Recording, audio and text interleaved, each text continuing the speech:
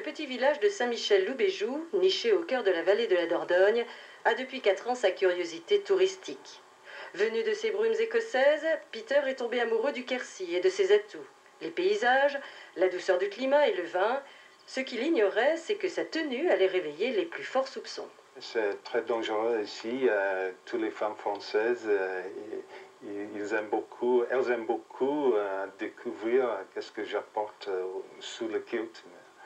Mais c'est un secret. Le goût du secret, notre Écossais en est friand. Pour écrire ses polars, qui ont tous pour décor la Chine, un pays qui le fascine, il n'hésite pas à s'immerger dans les milieux les plus fermés.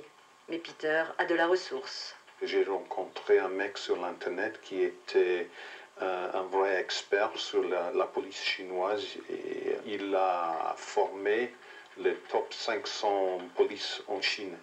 Et alors j'ai une introduction de lui. C'était toutes les portes sont ouvertes après. De ses voyages au pays du Levant, il en ramène des films.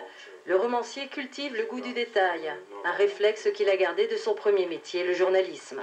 C'est très important pour les lecteurs qui ont confiance en moi quand j'écris sur un sujet ou sur un endroit que je connais bien les choses que j'écris. Les Disparus de Shanghai, le 3e roman de la série sur la Chine, vient d'être traduit en français. Il sera présenté ce week-end en avant-première nationale à l'occasion du rendez-vous littéraire qui se déroule à Carennac.